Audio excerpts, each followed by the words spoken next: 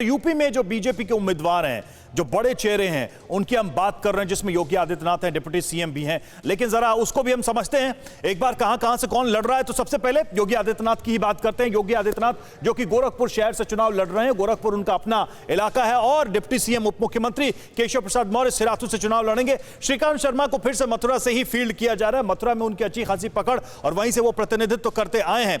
और फिर आगे बढ़े और दूसरे बड़े चेहरों की बात करें। पंकज सिंह नोएडा से, राजा सिंह के बेटे, ये नोएडा से कंटेस्ट करेंगे जो लिस्ट आई है उसके मुताबिक। और संगीत सोम को सरधना से ही उतारा गया। संगीत सोम जो कि पश्चिमी उत्तर प्रदेश में बीजेपी का एक फायर ब्रांड नेता, और तेजपाल नागर को दादरी से चुनाव लड़ाया जा रहा है। ये चेहरे हम एक एक करके आपको बता रहे हैं कि कौन कहां से चुनाव लड़ेगा। और देखिए, मृगंका सिंह को कैराना से उतारा गया है मैदान में, और संदीप सिंह को अतरौली से टिकट दिया गया है।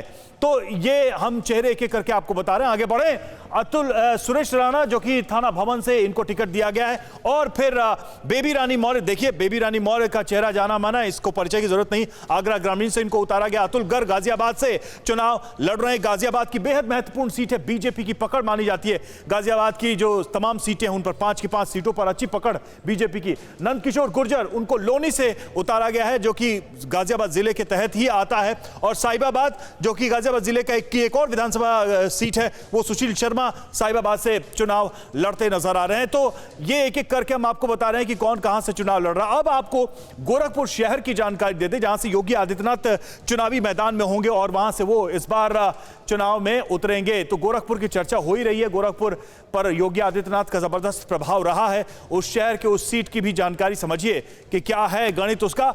तो अब यहां से चुनाव लड़ रहे हैं योगी आदित्यनाथ। प्रदेश के मुख्यमंत्री बीजेपी उम्मीदवार राधा मोहन दास अग्रवाल 2017 में यहां से जीते थे, वहां से वो कैंडिडेट थे। तो बीजेपी की विजय वहां पर रही है। 2017 में आखिरी जो विधानसभा चुनाव था उसमें बीजेपी के कैंडिडेट जीते थे। राधा मोहन ने कांग्रेस के राहुल सिंह को 60,730 वोटों से हराया था। बड़ा अंतर है, बड़ा मार्जिन होता है विधानसभा चुनाव में, ऐसा मार्जिन। और बीजेपी उम्मीदवार राधा मोहन दास के खाते में ये सीट गई थी।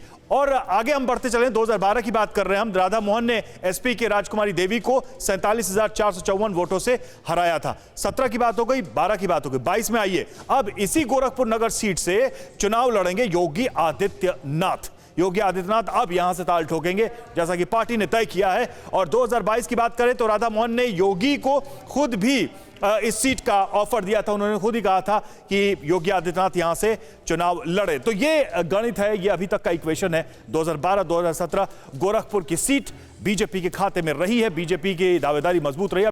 परवाह देश की, सोमवार से शुक्रवार रात 10 बजे TV9 भारतवर्ष पर।